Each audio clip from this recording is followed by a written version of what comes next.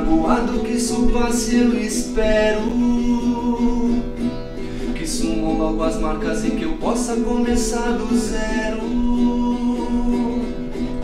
Longe, longe, longe, longe de você. Longe, longe, longe pra não mais te ver. Longe, longe, longe.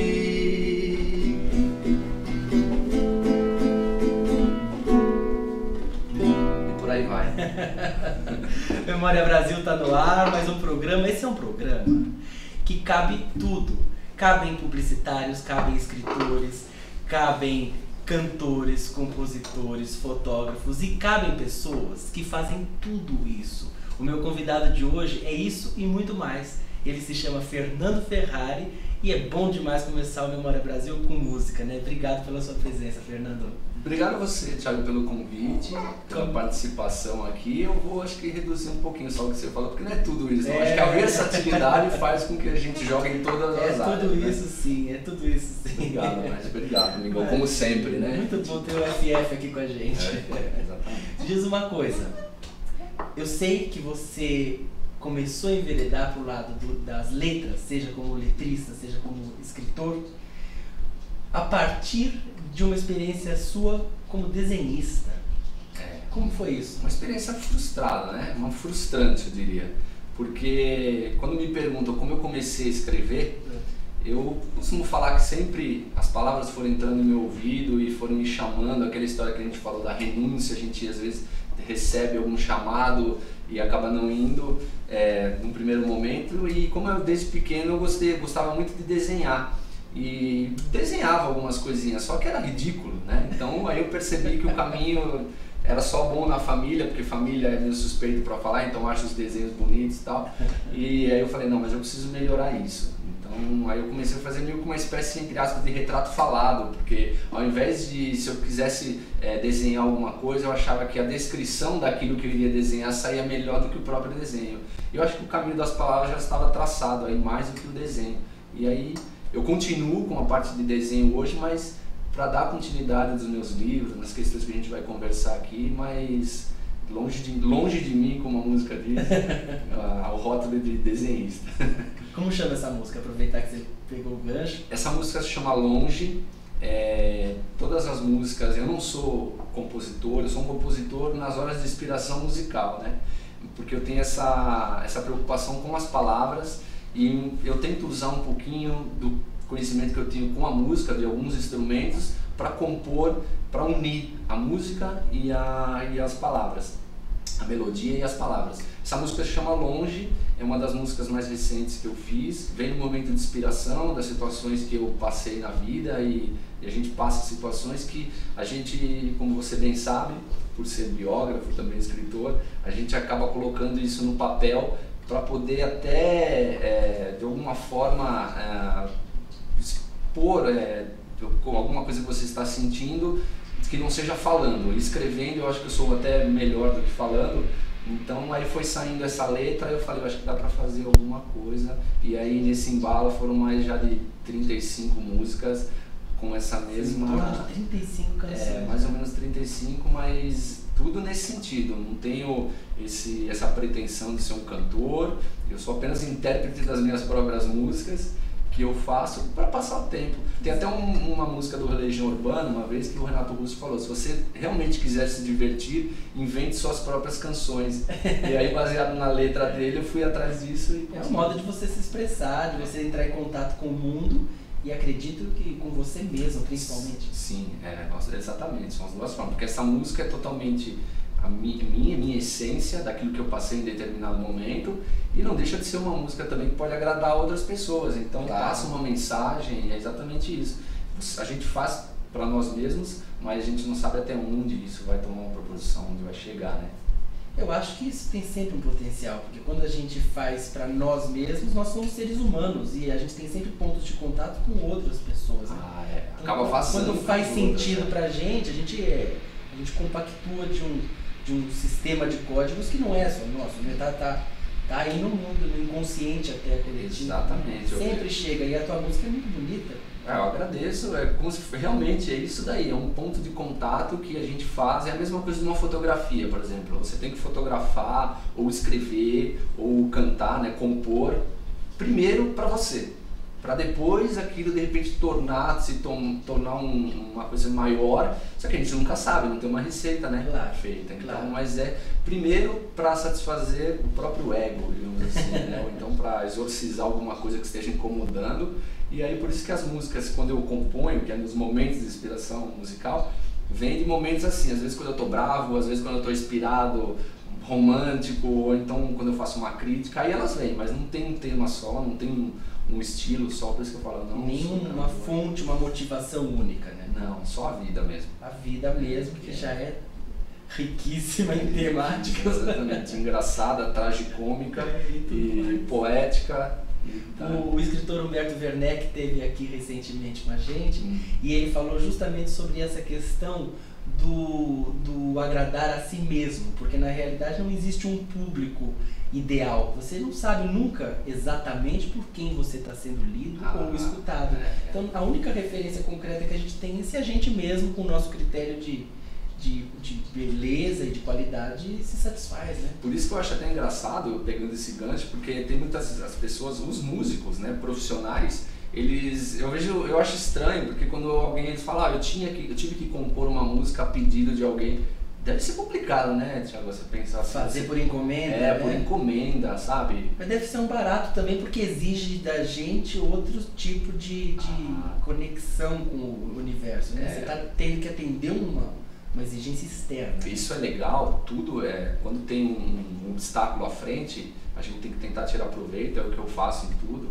E deve ser muito legal porque para você compor ou escrever, seja lá qual forma de arte você vai expressar, você tem que ir atrás do que eles estão te passando, o que eles estão querendo. Essa parte deve ser interessante, porque você vai ter que compor uma música sobre um tema que você nunca passou, nunca ouviu. Aí a pessoa vai atrás e pega algumas coisas, aprende e cresce inteiramente. Fazer toda uma pesquisa, de repente, né? Eu acho que você sim. Tomar uma intimidade com aquele assunto.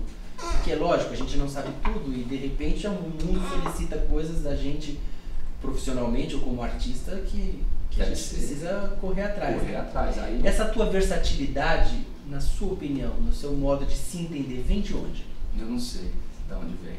Eu sei que você é publicitário, você acha que a coisa da publicidade vem um pouco para vingar a frustração do desenhista? Da criação?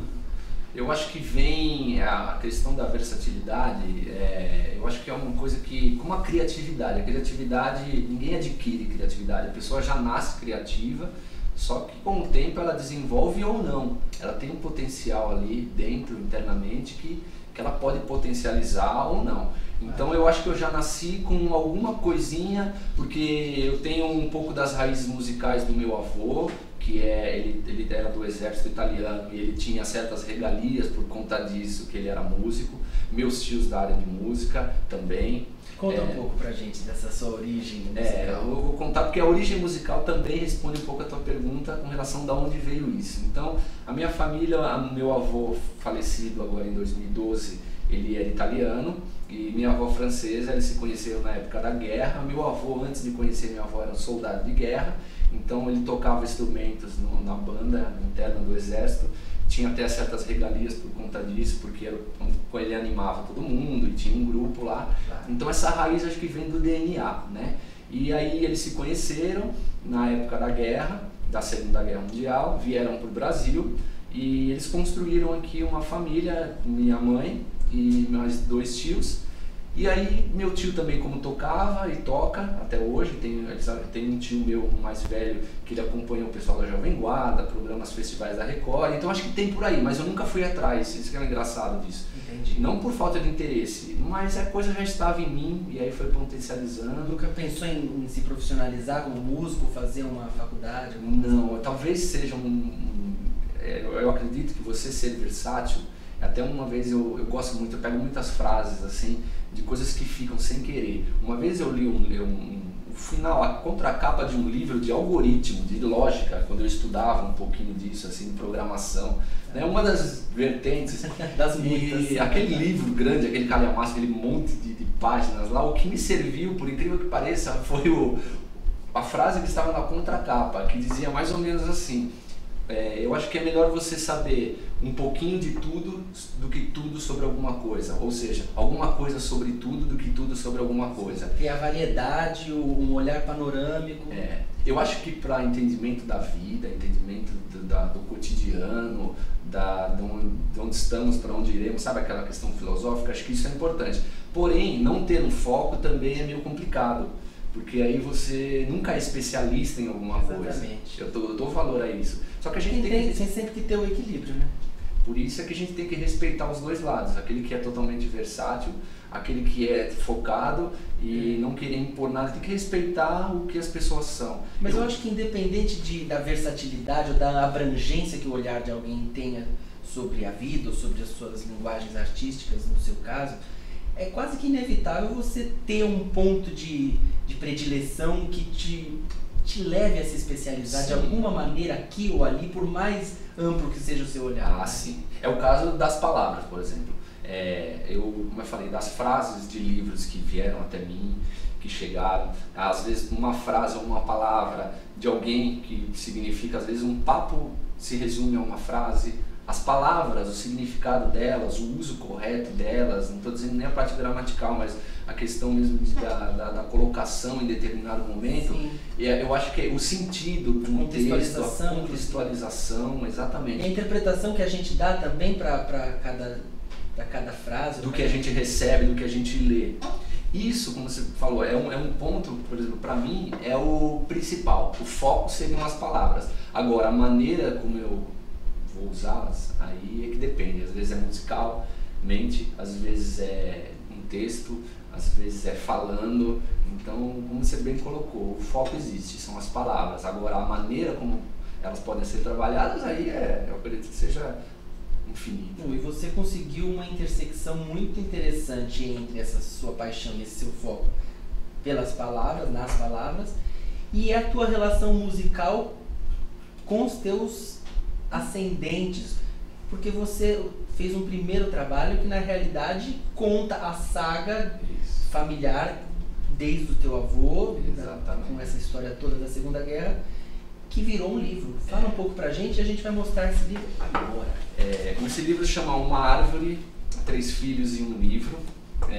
Ele foi baseado naquela premissa que todo mundo diz que para viver realmente a pessoa precisa escrever um livro, plantar uma árvore e ter um filho, né? Então, eu que estava fazendo, eu não me lembro agora a faculdade, eu sei que eu estava num período que eu estava desempregado, e aí aquela coisa de escrever, eu já tinha bastante texto escrito. Isso foi em 2003? 2003. Eu já tinha muita coisa escrita, só que de maneira solta. Como eu disse, às vezes tem um momento de crise, e aí eu passava por ele e escrevia. Um momento mais romântico, poético, eu sempre escrevi. Mas era uma coisa solta. E você não pensava em publicar? Não tinha essa pretensão? Não tinha. Aí quando eu fiquei desempregado nesse período, e eu aproveitando que eu morava num apartamento e meus avós no primeiro andar e eu no terceiro andar, eu aproveitando que sempre que eu descia para conversar com eles, eu via o meu avô tocando bandolim na cozinha e minha avó pintando, que era uma grande artista também. Minha avó tem mais essa coisa da versatilidade, ela é francesa, ela tem muito disso. E aí eu descia e tentando aproveitar para fazer com que a história deles se tornasse uma coisa atemporal, uma coisa que fosse eternizada para nossa família, para mim, que eu sempre tive interesse. Aí eu falei, por que a gente não escreve? Mas eu não tinha conhecimento nenhum de enredo, de personagem, romance, estilos. E aí eu comecei a relatar, pegar todas as informações dela, e até no começo do livro eu falo realmente sobre isso, que meu avô tocando bandolim, minha avó pintando um quadro que se chamava, ela deu o nome de Paris ao Entardecer.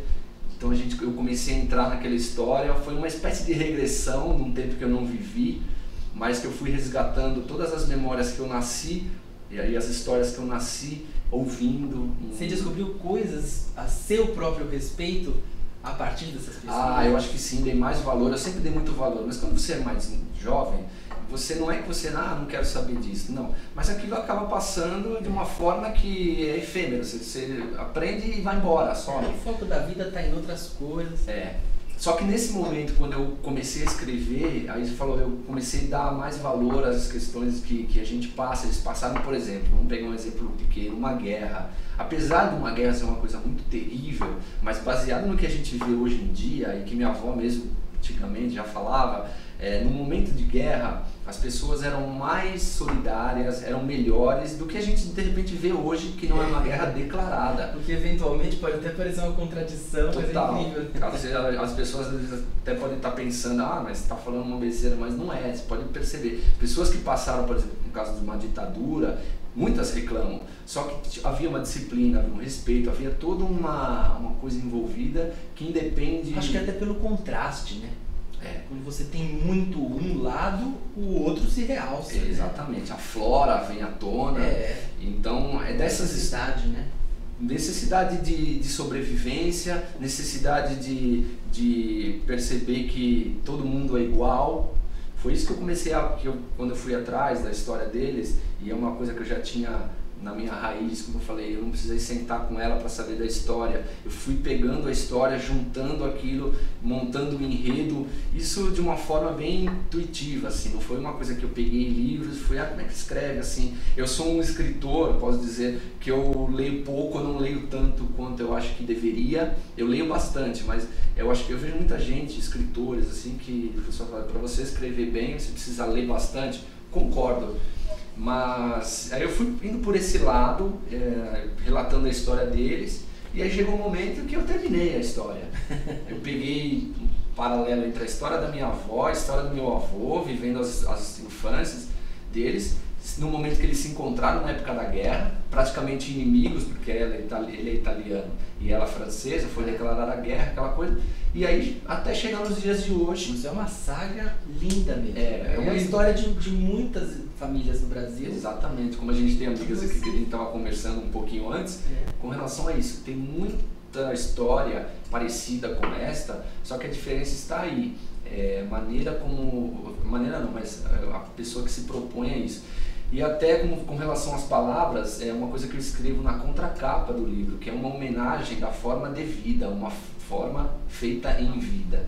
Né? Eu tive o privilégio e a chance, a oportunidade de terminar o trabalho, e o livro só foi publicado tempos depois, porque eu não tinha condições financeiras para fazer por conta própria, e quando eu consegui, eu publiquei e consegui entregar com eles vivos. Então, eles chegaram a ler. Qual foi a reação deles de se verem retratados? Hein? Meu avô, não é que ele não leu, ele leu, mas por conta até da idade, né? Ele faleceu com 92 anos, então nunca foi muita dessa coisa, mas ficou super emocionado com o presente, com a intenção, isso acho que é aquele sentimento que veio de missão cumprida, sabe?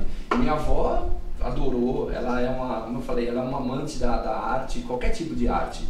Então, quando ela viu, ela desenhava, quando ela era pequena. Perguntar, você chegou a colocar como ilustração do livro algum quadro dela, algum desenho dela? Eu não tenho certeza se tem o quadro dela, mas tem muita foto, porque a intenção do livro foi fazer um registro de família. Entendi. Fazer com que no presente o passado não seja esquecido e nem no futuro. Então eu procurei pegar todas aquelas lembranças de fotos, aquelas fotos tão que cheira a coisa antiga, gostosa de pegar, colocar amarelar, exatamente. Aquela que você tem até medo de pegar, você pega uma luva, derreter na sua mão. Mas eu gosto de ter essa sensação nas mãos e eu coloquei isso. Então foi mais para resumir uma história, se é que é possível, porque não é possível resumir a história de ninguém. Acho que é sempre um olhar, né? Um ponto de vista. Mais um ponto de vista. Outra frase também interessantíssima. Mas um ponto de vista, desculpa te interromper, mas um ponto de vista legitimado porque você fez toda uma pesquisa que outras pessoas não fizeram. Então o teu ponto de vista tem um privilégio em relação a qualquer outro. E tem uma outra, pegando também, aproveitando isso, além de falar da frase do livro, eu fui em 2000 e 2006, eu tive a oportunidade de ir para a Itália. Em 2006 eu já tinha publicado, enfim, mas publicado não, eu tinha ido e eu ainda não tinha publicado o livro, mas já estava com a história feita, mas nessas duas oportunidades foi também para pegar alguns elementos. Não foi o foco principal da viagem, mas serviu e muito para essa questão da pesquisa.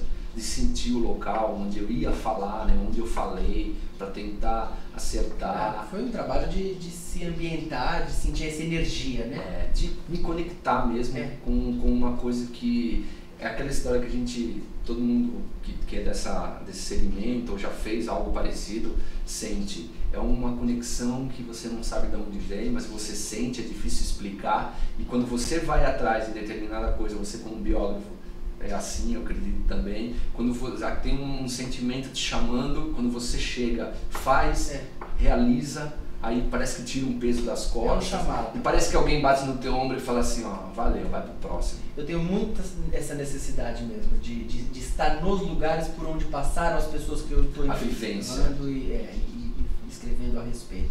Porque você sente a energia de alguma maneira, o que você falou, é uma coisa absolutamente inexplicável, mas que está presente. Está presente, você fala o que realmente é, você não inventa nada, você tem uma fidelidade ali no texto, na narrativa, que é importante porque a sinceridade é uma coisa primordial. E para contar uma história, no caso dos meus avós, da minha família, das pessoas que você faz a biografia, por exemplo, você precisa relatar fielmente o que é, para ter esse comprometimento, esse compromisso com a pessoa que cede um pouco de você. É a mesma questão no caso de uma foto ou qualquer coisa. Se você não pegar e não sentir, porque você pega uma essência da pessoa, você pega um pedaço ali, é o que eu tenho que fazer, o que eu faço. Você falou desse seu sentimento de alívio, de dever cumprido, né? Tem quase uma coisa de parto, e a gente sabe que parto é uma coisa dolorida. Escrever para você é prazeroso ou tem essa dor? Não tem. Acho que a única incômodo que eu tenho é que muitas vezes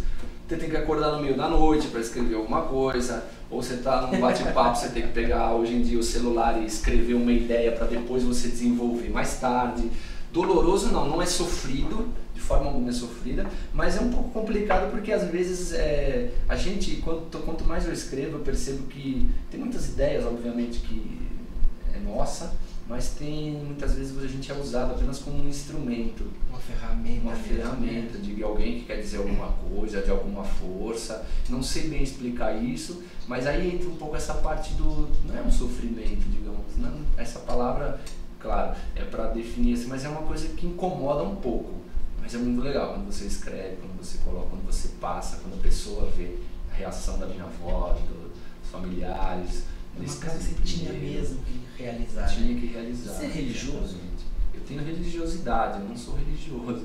Eu tenho um pouco de tudo. Até eu falo que eu sou um católico progressista, assim, progressivo, porque eu tenho um pouco de tudo. Eu gosto muito de algumas coisas da Igreja Católica, discordo com outras. Gosto da questão da vontade, da gana, por exemplo, de um evangélico, mas não é daquilo que eu mais acredito. O espiritismo é aquele que chega um pouco mais perto de explicar coisas que com outras religiões não conseguiriam. Então é um pouco de tudo. Aí eu formo minha religiosidade. Sua própria religião. Mas eu não sou de passar em toda a porta da igreja e fazer um sinal, por exemplo. Não, mas eu me conecto de outras formas, assim. E aí eu sinto também muitas vezes que aquela questão, sabe, aquele sentimento de você estar no caminho certo, muitas vezes vem exercendo a religiosidade em outras coisas, não é indo a uma missa, não é uma... Vem por meio, por exemplo, da arte, do teu texto, da tua música? Vem é uma forma de igreja também? Eu acho que é um pouco da religião, sem fanatismo, né? Sem fanatismo. Sempre sem fanatismo. E tudo, porque acho que é a evolução, a questão maior é a evolução. Nada que te prenda, que te dê rédeas, eu acho que não é válido. Chega uma hora que você tem que tirar o cabresto e andar, mas claro, com um foco, claro, né? Mas é isso, por isso que eu uso a religiosidade. Em momentos da vida eu já fui mais, e tem horas que eu também não sou tão assim, me revolto um pouco como todo ser humano, correndo sangue na veia, ou uma alma aí livre, então Eu gosto sempre de perguntar sobre essa questão da religião, porque me vem sempre à tona a origem da palavra religião, que é o de religar-se. Religar-se. E como é um verbo reflexivo, é religar-se consigo próprio. Eu acho que a função da arte é um pouco essa, você concorda? Concordo, para a evolução. Porque existem as teorias, o mundo pode acabar, as coisas vão acontecer, mas a gente precisa estar conectado a alguma coisa. A arte é uma das formas, acho que mais bonitas e mais intensas que nos ligam. Aquela questão do arrepio, a pessoa pode não ser músico, mas quando ela escuta uma música que aquilo faz bem, ela fala, nossa, me arrepia. Chega. Então eu acho que por isso que tem essa questão da religião, né? Tem da religiosidade envolvida na arte. Em qualquer coisa, às vezes não é só você escutar, todos os sentidos, a gente precisa usar todos os sentidos. Então, nós temos todos? Nós temos, se a gente tem, se nos foi dado, exatamente. Por que não usá-los? Eu fiz essa associação com a questão da religião também por uma outra razão. Quando você falou de você se sentir um pouco como uma ferramenta, eu tive a imagem um pouco do cavalo, como se fala nas religiões africanas, a coisa do candomblé, que tem uma pessoa que recebe. Independente de nós crermos ou não nisso, ou de você ter ou não algum tipo de afinidade com essa religião, mas é uma associação possível, me parece. É bem interessante, porque o cavalo, né? Aí muitas vezes eu, enquanto terráqueo, muitas vezes subo nesse próprio cavalo, que pode ser o espírito, não sei, e vou. Só que ele está aí, ele está livre, como você falou. Tem bem isso mesmo, de ser às vezes somente um instrumento, Tem que estar conectado, tem que ser um radar, tem que estar pronto para deixar o santo vir. Você tem que estar, às vezes dá uma interferência.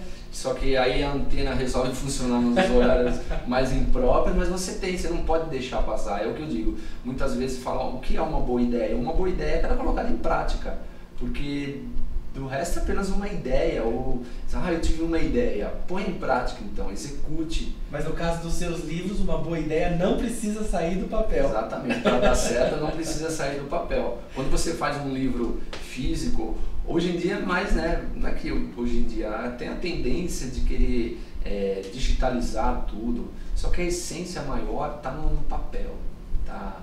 A energia, você bem sabe, de pegar um livro físico. Nada se compara. Não se compara. Por mais que tenham hoje novas formas de você pegar a essência, mas a experiência de você mexer no papel, não. Eu acho que também tem a questão de que tudo só vale quando está no papel. Palavra solta já deixou de ter o valor que tinha anos atrás. É uma pena, mas não dá para voltar. Vou ficar me lamentando lá. Mas está no papel, então a pessoa tende a acreditar mais, sabe? O digital, por mais que a pessoa compre, leia, mas parece que falta alguma coisa a mais. Olha só, vou chamar um intervalinho. Memória Brasil tá antenado, a gente está falando de antena aqui, nós estamos antenados na arte de Fernando Ferrari, e daqui a pouquinho a gente volta com mais música e muito papo bacana aqui para vocês. Até já!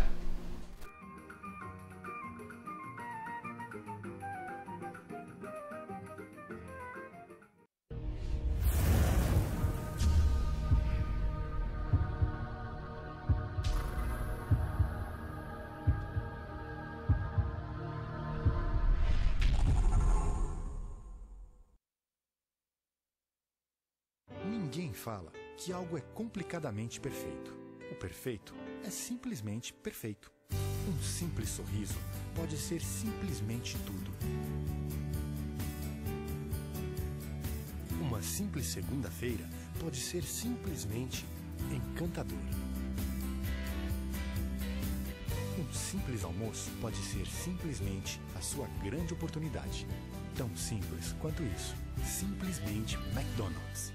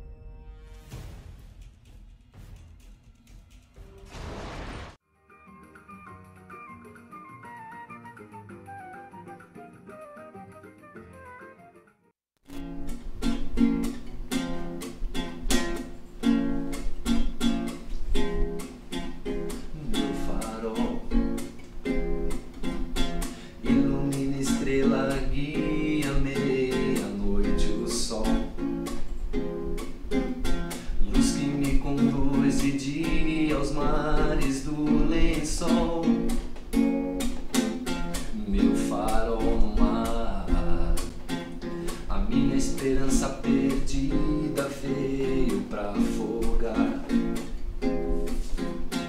Pelos mares da minha vida eu pude te encontrar. E hoje sou seu faroleiro, me disponho o corpo inteiro, mesmo que num desespero, sentindo o seu cheiro na escuridão. Memória Brasil voltou, hoje a gente está musical com a arte e a versatilidade de Fernando Ferrari. Fernando, o que é intuição para você?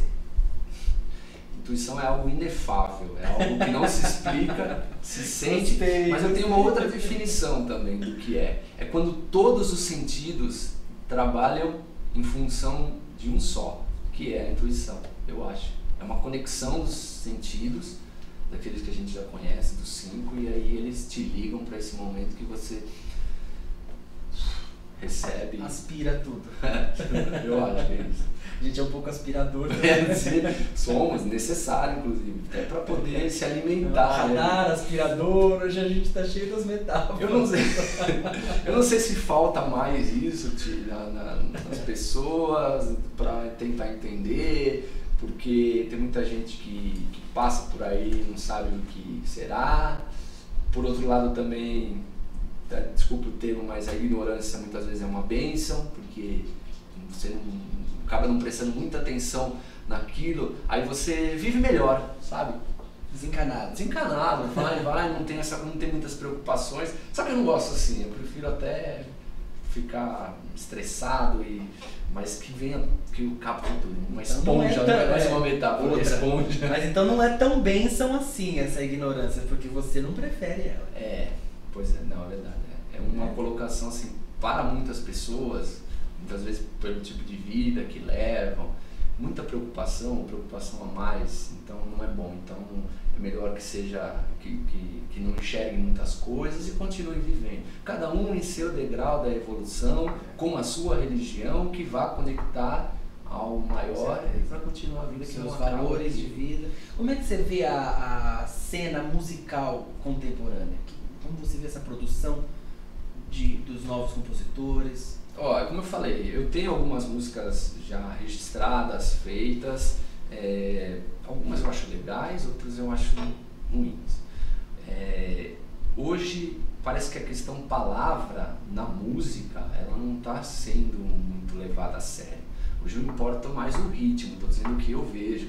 Importa a música não só comercial, mas a música para multidões, para grandes públicos. É isso que está importando mais, o que traz de retorno, né? Então, o cenário musical, eu posso falar, mas não sendo um especialista, posso ser como um ouvinte e tal. Tem muita coisa legal, muita coisa boa, basta você saber procurar e ir atrás. Mas é ainda uma minoria, você acha? Eu acho ainda que é uma minoria, porque o restante é massa, né? A massa, ela gosta do que está tocando, do que as rádios colocam para tocar, do que a gente sabe que pagam novela. Do que está na novela, do que pagam para colocar. Então, eu acho que tem todo mundo tem o que gostar. Eu tenho as minhas preferências, mas eu não critico o outro. Eu critico quando o cara passa do meu lado com aquele som alto que aí fala... Quem invade é teu espaço. Ou nos bares, por aí, o pessoal com músicas de gostos duvidosos, assim. Mas eu deixo. Como eu enxergo, eu acho que tem espaço para todo mundo, mas está muita coisa sem valor e que está acontecendo aí. Se eu falei a música... É engraçado, né? Porque, você vê, eu falei da palavra. Hoje a palavra não está sendo levada muito a sério. Aí se for então vamos falar de música clássica. Mas a música clássica também pouca gente são aí que gostam ainda. Só que ela não deixa de ser a base para muitas outras coisas populares. Então, eu acho que no meio de tudo isso fica um bolo assim, mas o que perde mais é o sentido do conteúdo. Acho que falta o conteúdo. Mas é claro, tudo também gira em torno de um comércio, em torno de uma... Né, tudo tá girando. A música, eu tenho os meus gostos, eu tenho minha setlist lá, eu faço. E às vezes eu gosto de escutar umas besteiras também, assim como a gente muitas vezes gosta de ir ao cinema para ver um filme horrível, assim, que todo mundo... E pega um pouco de tudo. E aí a gente monta, escreve É a tal da versatilidade. Acho que tem que pegar, tem que saber. Porque a vida não é só Fellini, não é só Bergman, tem que ter sempre um contraponto, é isso? Tem que ter, né? Tem que ter. Acho que até um pouco você falou de 2 cineastas aí, você pega o Woody Allen, por exemplo, que coloca um pouco dessa coisa engraçada, da vida como ela é. Né? Ele também é um pouco cronista, né? Ele é. Eu acho que ele é. Um pouco muito, na verdade. Ele até tem um filme, o último filme dele, que é o Para Roma com Amor, que foi uma história engraçada que eu li, porque ele pega 4 episódios, um deles ele retrata os paparazzis em Roma que viviam infernizando um cara que supostamente que foi, assim, de maneira errada, confundido com um cara famoso. E aí os paparazzi começam a ir atrás do cara e tal. Só que ele é tão inteligente, ele é tão cronista, ele é tão ligado nisso que ele falou, sabe o que? Ele não pegou pessoas figurantes para fazer o fotógrafo. Ele pegou próprios fotógrafos que inclusive enchiam o saco dele. Então ele pegou e falou assim, para esses caras pararem, eu vou colocar eles no meu filme. E ele trouxe, e aí ninguém mais tirou foto, ninguém mais incomodou, porque fazia parte do enredo. Então, ficou uma coisa metalinguística. Ficou uma coisa inusitada, acho que nem quem foi chamado os fotógrafos falou, esse cara tá brincando. Ele tá pirando. Tá, mas é legal. E a vida como ela é. É isso aí. Você já pensou em gravar CD? Fazer uma carreira como músico? Eu já pensei, e eu tenho essa intenção, eu tenho CD meu gravado, voz e violão, mas como eu falei, nada como a pretensão de ser cantor, mas eu gostaria, tenho muita vontade de que alguém um dia se interessasse por gravar alguma música minha. Deve ser legal você ver, ouvir, né, no rádio, putz, falar essa música aí é minha, porque você coloca aquele sentimento ali. Eu acho que um dia isso vai acontecer. E mais do que isso, não, com certeza vai acontecer. Canções lindas. Tem algumas outras que são mais, assim, como eu falei, eu tenho um pequeno problema, se é que pode chamar assim, por conta dessa versatilidade, a gente vai fazendo bastante coisa e eu não exercito todas as músicas. Como você poderia... porque não é o meu foco, não quero ser o cantor, assim. Gostaria de alguém ouvisse, falar, acho que dá pra gravar alguma coisa assim. A questão do olhar, né? Você escreveu ou compôs aquilo com um olhar, com um sentimento, e de repente quando cai na mão de um intérprete, ou mais precisamente na voz de um intérprete, aquilo é relido, né? É a mesma coisa e ao mesmo tempo é completamente outra. Se for um intérprete que se interessa pela essência, aí exatamente, não dá tanto, né? Mas como a gente está bem conversando, tem momentos que você entrega, é comercial, vamos colocar. A questão dos livros é a mesma coisa. Eu já levei bastante os meus livros em algumas editoras e eu recebia, por exemplo, uma cartinha que chega em casa e dizendo, não faz parte agora do catálogo do ano próximo. Perfil editorial. Então, aí é aquela coisa, tudo bem, mas comercialmente não é muito legal. Então, agora, no entanto, você tem menções honrosas, você tem prêmios. Fala um pouco dessa sua experiência, que é uma coisa muito legal, o reconhecimento que você tem tido com os seus trabalhos. Você tem 5 livros publicados, contando com esse último que daqui a pouco a gente vai mostrar que ele está lançando. Já está lançado há um tempo, na verdade. 2 meses aí. As palavras, de novo, tudo gira em torno das palavras. E aí eu comecei a procurar opções dentro dessa infinidade que permite hoje a internet, por exemplo, você descobrir locais que parece que dão valor a composições, a textos de qualquer natureza. E aí eu fui escrevendo em vários concursos. Começou em Itatiba, com um grande amigo meu, o Emiliano, que é um poeta de lá. E ele é baiano, só que hoje ele mora em Itatiba, e um dia eu mostrei alguns textos meus para ele e ele falou assim, você não quer se inscrever no concurso? Aí eu falei, tá bom. Isso foi em 2008 só, assim, 2008, eu não me recordo se foi 2008, 2010, enfim, não, foi acho que 2008. Eu falei, tá bom, e mandei uns textos para ele, poemas e poesias, porque eu não sabia nem que categoria que eu ia entrar, não sabia qual tinha, e mandei. Aí um dia me ligaram e falaram, você pegou o 4º lugar aqui. Eu falei, legal, né? Aí fui. Aí depois, no mesmo concurso, eu já fui outras vezes, mas sempre 4º, 3º, 2º, nunca o 1º. Mas uma hora vai chegar. Vai chegar, tá chegando. Você mesmo bem colocou, Thiago, só de você perceber que tem gente que muitas vezes, não é que eu escreva maravilhosamente, não. Mas quando você recebe a lista das pessoas que foram inscritas e da posição que você ficou, foi até um prefácio de um dos livros que eu escrevi, não foi quando eu fui para lá, no meio da semana, em Itatiba, buscar o primeiro quarto lugar, não foi o quarto lugar, foi o meu primeiro quarto lugar. Exatamente. Sabe? Então tem essa questão. Aí eu fui... É um feedback, é uma referência isenta que você recebe do teu trabalho. Totalmente necessária. Você falou, família, tudo bem, por mais crítica que seja, importantíssimo, mas a gente sabe que o que está aí fora... Tem uma certa condescendência, inevitavelmente. Né? Quando você pega uma pessoa do Pará, uma pessoa do Rio Grande do Sul, do Rio de Janeiro, falando bem de alguma coisa que você escreve, as pessoas não se conhecem, você fala, alguma coisa tem aí. Não precisaria estar me elogiando, né?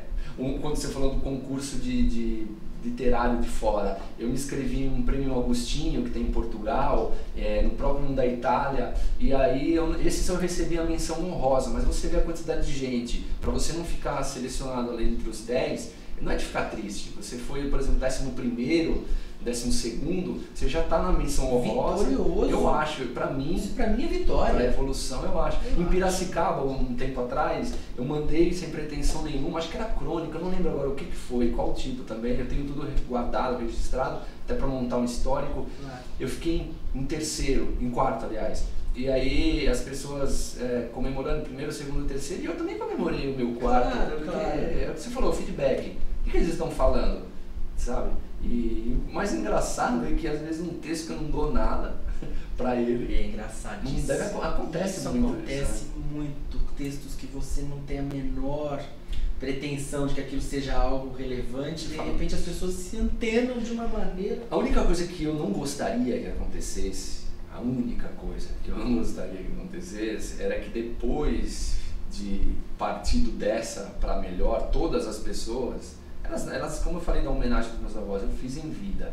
O Oscar Niemeyer faleceu há pouco tempo descobriram que ele deu as curvas, a arquitetura. Quanto tempo ele ficou? Ele passou 104 anos aqui, só aqui, ele já veio de muito longe, né, essa cabeça incrível. Como muitos outros artistas, poetas e outros tipos de arte. Então quando vai depois, como grandes artistas, se a gente vê da arte, só foi reconhecido depois da morte, ou então a pessoa que, como outros artistas, a pessoa faleceu, e aí não é nem questão financeira, porque a questão financeira ela é uma consequência do reconhecimento, que aí ele é chamado para várias coisas. É uma pena, não é só comigo, de repente pode acontecer com muita gente, mas também tem a questão de muita gente para pouco espaço. Então eu entendo isso. Eu só não gostaria que acontecesse isso com gente que realmente tem valor. Porque é ruim. Então, vamos parar um pouquinho de pensar no comercial, vamos também dar o valor, até para reciclar isso que está acontecendo. Não é só o modismo, ele não é muito bom, assim, tanto musicalmente, culturalmente, e tudo, de todas as formas não é muito legal. Mas o que é bom sempre acaba permanecendo. Para poucos. Prevalecendo, nem sempre, mas permanecendo, eu acredito. Ele falou tudo. Prevalecendo talvez seja para a massa, mas permanecendo são para poucos. Para poucos, mas os poucos interessados, os poucos que... É engraçado, você vai num show que não tem, que você gosta, artista que você gosta e não tem muita gente, eu acho ótimo. Eu posso ver uma pessoa, o cara ali que... Né, você tá exclusivo, é exclusivo pra você. Como se fosse aqui a nossa conversa. Aliás, falando em exclusivo, eu quero mais uma música exclusiva para mim e para todos vocês que estão aí da TV Geração Z nos assistindo. Vamos ouvir Fernando Ferrari. Eu vou perguntar pra você o que você quer ouvir, porque assim, eu tenho uma música que eu fiz há pouco tempo, que ela parece essa crônica, que talvez fosse deixar pro final, não sei como é que tá o nosso tempo, e tem uma outra mais romântica que é pra deixar aí as pessoas achando que eu sou bonzinho. Assim. Você que sabe. Então vamos fazer a outra, porque de bonzinho você não tem nada. Então tá bom. Então essa música que eu vou fazer agora, porque já entra também um pouco nessa questão das crônicas, que é um gênero que eu gosto bastante, ela é uma música que ela se chama O Inchaço. Por que o inchaço? Porque a gente está saturado de tanta coisa, eu estou saturado de tanta coisa que a gente vê, notícias, e por todos os sentidos a gente recebe uma informação. E aí foi até interessante porque minha cunhada, um dia quando o meu sobrinho nasceu, há 1 ano e pouco atrás, antes dele nascer, ela falou, faz uma música para ele. Aí eu falei, vou, mas isso a gente sabe como instrumento que não é assim, eu não sei fazer. Aí quando eu pensei em fazer, de repente começou a entrar todas essas palavras, eu não dei de presente essa música pra eles. Vocês vão entender por quê. Vocês vão entender por quê. Mas assim, tem essa questão começo, meio e fim. Ela se chama Inchaço e é mais ou menos assim.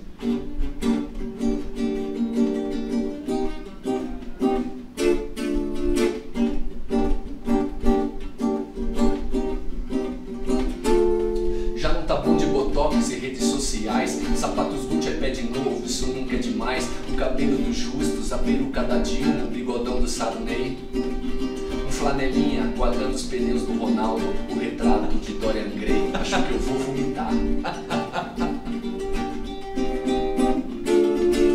A ânsia juvenil dos velhos vampirões, uma ninfeta abrindo as pernas para os seus carrões, a Suzana Vieirice do mulherio e a Luciana Huckização de quem mentiu.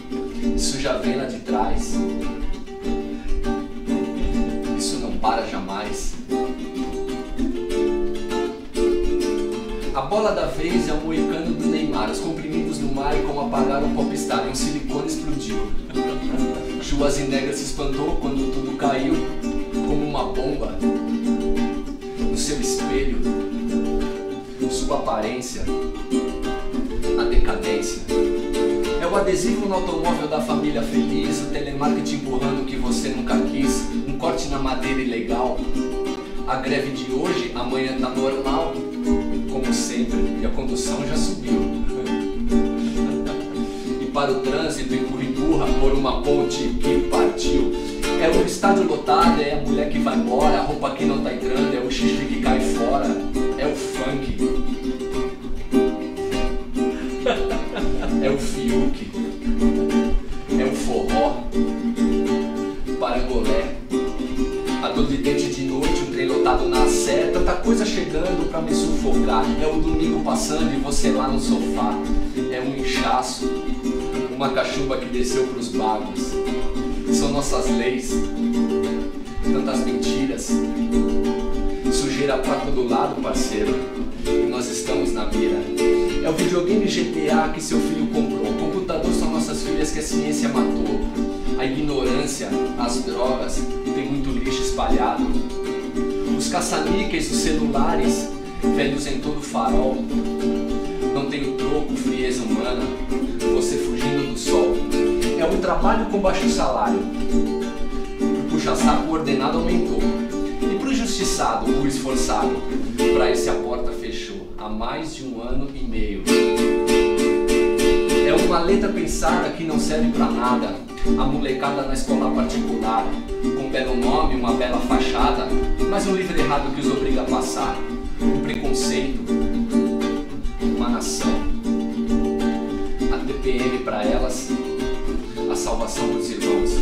O advogado safado que o assassino livrou, o mecânico amigo que também te enrolou, publicidade sacana, não serve pra nada e só te cegou. O desespero de quem não sabe nadar, lá fora tá geando, mas ele sabe fumar. Salve o planeta, que já morreu de esperar. Não é o fim, é só o começo, pra quem acabou de chegar. Engole o choro, entra sorrindo, vai conhecendo o lugar. Tem coisa boa, não tô mentindo, só é difícil encontrar. Então boa sorte, seja bem-vindo, pois você vai precisar. Planeta Terra, no início era só mundo, poeira, pedra e cor. Planeta Terra, aí foi inventada a vida, a fauna, a flora e o amor. Do amor veio o homem, com a sua força e seu vigor e a sua inteligência, que infelizmente esbarra na falência de esquecer quem o criou. Que maravilha! Isso é muito bom, FF. Isso tudo aflorou de uma forma que eu não poderia presentear um ser querido da minha família com uma canção nesse momento, mas... Nesse momento não, mas... acho que até refletiu o que eu sou, né, um pouco. Eu ia te perguntar, olha como tudo tá ligado. Eu ia te perguntar o que te irrita. Não precisa responder. O que me irrita Não já precisa foi falado. responder. É sobre esse livro seu, que é muito interessante, chamado Tá Tudo Ligado. O Tá Tudo Ligado é o penúltimo livro.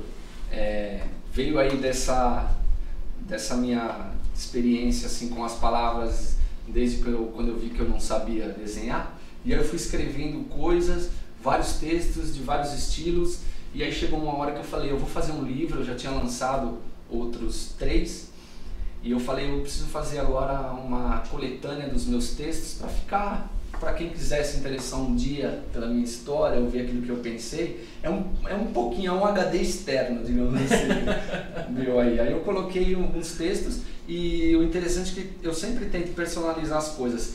Quando eu terminei o livro, assim, eu falei, eu preciso agora dar uma conexão de todos os textos para eles fazerem sentido, por mais extremos que eles possam parecer um com o outro, né? Aí todas as frases ou as palavras de um, quando acaba, já joga para o outro, né? Então a gente tem aí poemas, poesias, crônicas e serviu também, foi interessante porque serviu para eu ver aquela que eu tinha mais prazer em fazer, qual o estilo que eu tinha mais prazer em fazer. E aí o que prevaleceu foi as crônicas, então eu pensei, depois que eu terminei o Tá Tudo Ligado, eu falei, o próximo eu vou me especializar naquilo que realmente eu gosto, que tem mais a ver com essa questão do radar, de você captar as coisas e colocar de uma forma diferente ou única no papel. Olha aqui, vou mostrar mais 2 livros do Fernando para vocês. Infelizmente o nosso tempo está chegando no final, porque o papo é bom, mas não posso deixar de mostrar. Olha aqui, És Tubarão. És Tubarão e o Imaginação. Imaginação. O título não está errado não, só para resumir, para a gente depois falar rapidinho do mais novo. O És Tubarão é um pouco de não é um livro de autoajuda, porque autoajuda só ajuda quem escreve, e não é essa a minha intenção. E é tipo da pessoa se conhecer mais introspectivo, e o Imaginação é a respeito de viagens, que é uma coisa que eu gosto bastante também. E tem uma ligação aí, tá tudo ligado porque é energia. Então o Imaginação basicamente é assim, tudo que a gente recebe, a gente passa também, e a gente tá tudo ligado porque se você recebe uma coisa boa, você atrai coisa boa, se você passa uma coisa boa, você também atrai, assim. Não deixa de ser um grande imã também. É um imã, e é justamente por isso que eu até brinquei com essa história aí. Aí quando eu vou registrar, as pessoas às vezes querem, mas você não errou o nome? Não errei. O livro é meu, eu sei como me chama. Você sabe, então o filho é meu, eu cuido, eu crio.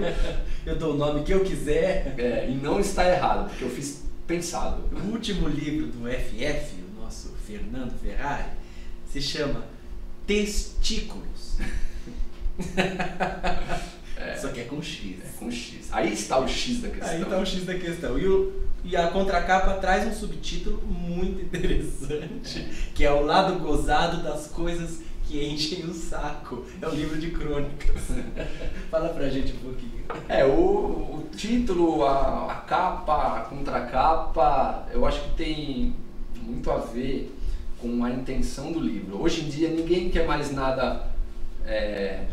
a maioria das pessoas, não vou generalizar também. Claro. As pessoas, vamos falar assim de uma forma, as pessoas não querem nada que dure muito e nem que seja sério. Então as crônicas, né? Porque é um livro relativamente pequeno, apesar de ter 50 crônicas aqui, então são crônicas que rendem bastante.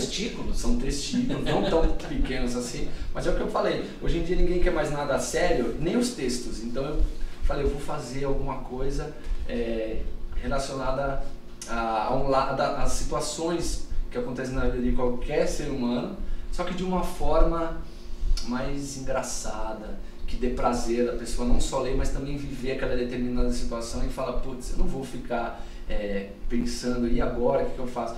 Vou ler, passo o tempo, dá risada, até eu brinco que falo que ao invés de você, esses textos aí não tem o intuito de ajudar ninguém, mas ele tem um intuito, ele pode talvez servir para aquele momento em que a pessoa fala, calma, conta até 10, não precisa contar até 10, é só dar uma lida aí, uma crônica aí que você vai se encaixar nela e vai falar, puta. E eu devo dizer que eu estou lendo o livro, não terminei ainda, mas já li uma boa parte dele, ele é muito bom, é sensacional, é engraçado, ele fala de coisas do cotidiano, de coisas que todos nós vivemos e que portanto tem uma capacidade exemplar de nos identificar. Não deixa de conhecer o trabalho do Fernando Ferrari, a gente está deixando aí o contato dele, e-mail, Facebook, entre em contato com ele, adquira o seu testículo, porque é muito interessante. Olha, eu digo que será um prazer ter os meus testículos na mão das pessoas, assim, porque até eu brinco com isso, falo, eu sei que esse é mais um texto que enche o saco, entendeu? Mais um daqueles comentários, mas é isso, a ideia da questão é transformar aquelas situações que as pessoas, nossa, e agora o que é que eu faço? Não, vamos tentar passar, vai ter que passar mesmo, então vamos fazer o quê? Vamos tentar tirar um proveito positivo, e dando risada é a melhor coisa que tem, né? tem nenhuma ferramenta mais eficiente do que o riso, inclusive para criticar e para subverter. O humor, não é à toa que ele é tão próximo da palavra amor, porque eu acho que são as duas coisas, né, que fazem muito bem. Assim como não é à toa que o humor sempre foi muito perseguido também. Hoje em dia a gente está vendo essa questão do humor, porque não pode isso. O humor combina com amor e ele não pode ter pudor. É isso aí. Não cabe isso. Então, se vocês não quiserem participar desses debates que acontecem na televisão e tal, compra, vai ser só para vocês. Aí vocês lêem em casa, cada página tem uma história diferente. Eu tenho já um projeto aí que é lançar o segundo, não sei qual é o nome, talvez seja Testículos 2. O segundo. O segundo testículo. Talvez, alguma coisa assim, mas já está com já tenho bastante texto feito, mas vou esperar primeiro trabalhar esse, ver se alguma editora também se interessa claro, para publicar em grande escala. Editoras brasileiras, escutem Fernando Ferrari falando, deem uma atenção, porque o trabalho dele é bom. Deem uma oportunidade. Não é de receber. Eu mostro e aí depois, pelo menos leiam, porque eu falei, não deixa de ser um trabalho, porém eu faço tudo por conta própria, é um artista independente e mais tem um lado bom também porque você tem a liberdade de dizer e imprimir aquilo que você acha que deve. Só que todos os textos, não é que nada muito escandaloso, mas cabem adaptações que talvez para o mercado literário, que é mais comercial, e não é nada muito... que dá para fazer adaptações, é isso que eu espero. Para talvez mudar um pouquinho essa história das pessoas, assim, darem mais valor porque realmente importa, se conscientizarem um pouco. Essa troca, né? Com certeza. Vamos pro nosso ping-pong de final de entrevista? Tem ping-pong agora? Tem ping-pong, eu quero... Sem mesa, vamos lá. Vamos bater bola que não são testículos. Você também é um cara bem humorado, eu sei disso muito. Sou debochado. Debochado. Vem de família. Um escritor preferido? Fernando Ferrari. É um dos meus também.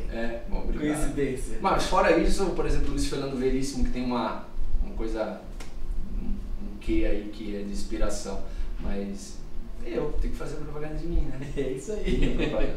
Uma mania tua. Tudo que eu começo tem que ir até o fim. Um medo. Não tenho medo não. Eu tenho essa questão que eu falei de não ser reconhecido, por exemplo, por algum trabalho que de repente possa agregar na vida de alguém. Mas com relação à morte, assalto, essas coisas assim, pode acontecer. E outra, acho que vai ser até legal, porque aí dá continuidade na vida e ver o que tem além, aí acaba com o mistério. Uma frustração. Eu acho que é não ter uma música ou um livro pelo Brasil, assim, espalhado, talvez. Mas frustração momentânea, e não é por isso que eu vou ficar me lamentando, eu não tenho uma frustração, essa é um incômodo. Que compositor você pensa que seria interessante de gravar uma música tua? Putz, cara, não sei, Thiago, porque tem várias, como eu falei, tem o sertanejo, tem o rap, eu não sei, alguém que seja versátil, ou vários que, de repente, tem um produtor que trabalha com todos, mas eu não tenho um, não.